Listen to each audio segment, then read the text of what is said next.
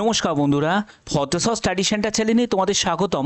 তোমাদের জন্য একটি গুরুত্বপূর্ণ update. National transport department recruitment 2025 সম্পূর্ণ সরকারিভাবে এই নিয়োগের জন্য বিজ্ঞপ্তি জারি হয়েছে, যেখানে মেল ফিমেল বোথ ক্যান্ডিডেটই আবেদন করতে পারবে।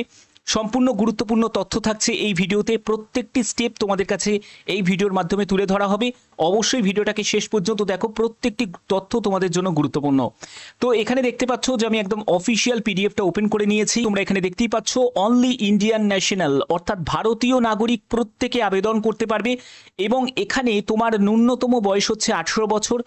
এখানে 18 বছর যদি বয়স হয়ে থাকে তাহলে তুমি এলিজিবল।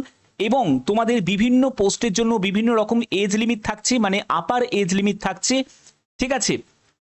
এবং তোমাদের এখানে বলে রাখি, তুমি যে রাজ্য থেকেই বিলং করো না কেন, প্রত্যেক রাজ্যের প্রার্থী, প্রত্যেক জেলার প্রার্থীরাই এখানে আবেদন করতে পারবে। ওকে।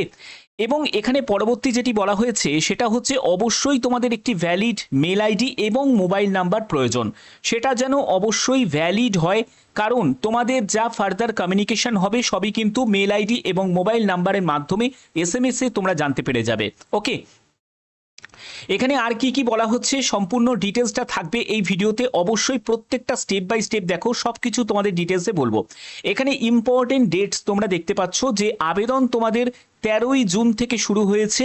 13ই জুলাই হচ্ছে তোমাদের আবেদনের শেষ তারিখ। এবং এখানে আবেদন করতে হবে, অনলাইনে আবেদন করতে হবে, ঠিক আছে। এবং তোমাদের সিলেকশন প্রসেস সেটা যেটা থাকছে সেটা হচ্ছে একটি রিটিন টেস্ট হবে, যেটা CBT এক্সাম হবে, এবং তারপরে তোমাদের ইন্টারভিউ হবে। অর্থাৎ দুটো স্টেপ থাকছে, একটি হচ্ছে CBT এক্সাম আর একটি হচ্ছে ইন্টারভিউ। ওকে। তো এখানে তোমাদের ভেনু রিলেটেড বলে রাখি, তোমরা ভেনু বিভিন্ন জায়গায় বিভিন্ন লোকেশনে তোমরা ভেনু পেয়ে যাবে। এবং এখানে বলছে 7.7 প্যারাতে যেটা বলছে, the candidates will be shortlisted in the order of merit respective category in the ratio of 1:5 for interview. অর্থাৎ ইন্টারভিউয়ের জন্য 1:5 রেশিওতে ডাকা হবে, ঠিক আছে। অর্থাৎ একটির জন্য 5 জন প্রার্থীকে ডাকা হবে, ঠিক আছে। তো এবার যা শূন্যপদ থাকবে তার 5 গুণ প্রার্থীকে কিন্তু ইন্টারভিউতে ডাকা হবে। বোঝা গেল? আচ্ছা, এর পরবর্তী দেখো তোমাদের প্লেস অফ পোস্টিং। দেখো প্লেস অফ পোস্টিং হচ্ছে তোমাদের অল ওভার ইন্ডিয়া বিভিন্ন জায়গায় তোমাদের জব লোকেশন হবে, সেগুলো কিন্তু এখানে বলা আছে। এবং কি কি তোমাদের এখানে বেতনের ক্ষেত্রে বেসিক পে থাকবে, ভেরিয়েবল তোমাদের ডিআরএস অ্যালাউন্স থাকবে, এবং তোমাদের আদার্স যেসব অ্যালাউন্সগুলো আছে সেগুলোও কিন্তু তোমাদের দেওয়া হবে। এবং এখানে তোমাদের এজ রিল্যাক্সেশন সেটা 5 বছর তুমি এজ রিল্যাক্সেশন পেয়ে যাবে। যারা SC/ST ক্যাটাগরি থেকে, যারা OBC ক্যাটাগরি থেকে তারা 3 বছর, এবং যারা PWBD ক্যাটাগরি থেকে তারা 10 বছর এজ রিল্যাক্সেশন পেয়ে যাবে। এবার দেখে নাও যে তোমাদের কোন কোন পোস্ট এবং তার জন্য কি কি যোগ্যতা প্রয়োজন দেখে নাও। এখানে আমি তোমাদের বললাম যে বিভিন্ন পোস্ট আছে, যেমন দেখো এক্সিকিউটিভ, সেটা হলো কর্পোরেট হসপিটালিটি। এই পোস্টের জন্য তোমাদের গ্র্যাজুয়েশন যোগ্যতা প্রয়োজন। হসপিটালিটি বা হোটেল অ্যাডমিনিস্ট্রেশন নিয়ে যাদের যোগ্যতা আছে, হোটেল ম্যানেজমেন্ট নিয়ে যাদের যোগ্যতা আছে, এবং 3 বছরের যাদের অভিজ্ঞতা আছে এই কাজে, তারা আবেদন করতে পারবে।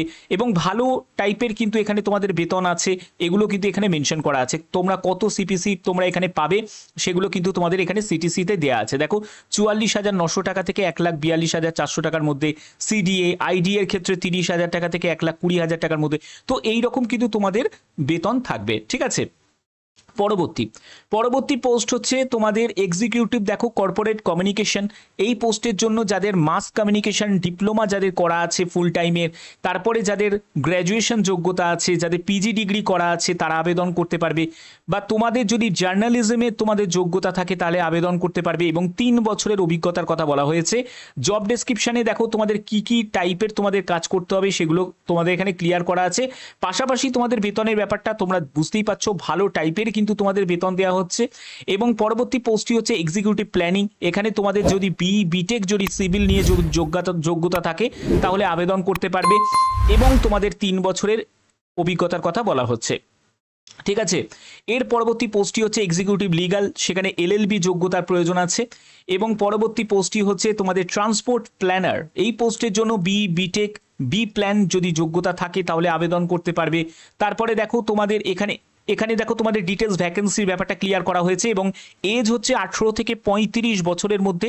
প্রত্যেকটা পোস্টের জন্যই কিন্তু এই এজ লিমিট আছে। 13/6/2025 হিসাবে তোমাদের এজ ক্যালকুলেট করতে হবে।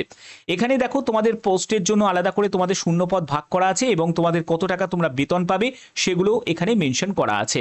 তোমাদের এই যে নিয়োগটি করা হচ্ছে সেটা national capital region transport corporation লিমিটেডের তরফ থেকে, যেটা হচ্ছে গভর্নমেন্ট অফ ইন্ডিয়ারই আন্ডারটেকিং একটি সংস্থা। এখানেই তোমাদের নিয়োগটি করা হচ্ছে, অর্থাৎ এটা কিন্তু অনেক বড় একটা সুযোগ। যারা যারা আবেদন করতে চাও তারা অবশ্যই আবেদন করতে পারো। ভারতীয় নাগরিক প্রত্যেকে আবেদন করতে পারো, যে কোনো জেলা যে কোনো রাজ্য থেকে তোমরা এখানে আবেদন করতে পারো। আবেদন করার পরে দেখো এখানে বলছে after submitting online application candidate required to download application form, অর্থাৎ সেই অ্যাপ্লিকেশন ফর্মটাকে তোমাদের ডাউনলোড করতে হবে এবং তোমাদের 5 ওয়ার্কিং ডেজের মধ্যে অর্থাৎ 13/7/2025 এই তারিখের মধ্যে তোমাদের এই ঠিকানায় সেটাকে তোমাকে পাঠিয়ে দিতে হবে। ওকে, অ্যাপ্লিকেশন ফর্ম যেটা তুমি ফিল আপ করলে সেটাকে তোমাকে পাঠিয়ে দিতে হবে এবং কোনো তোমাদের আবেদন মূল্য লাগছে না, এটাও একটা ভালো সুযোগ।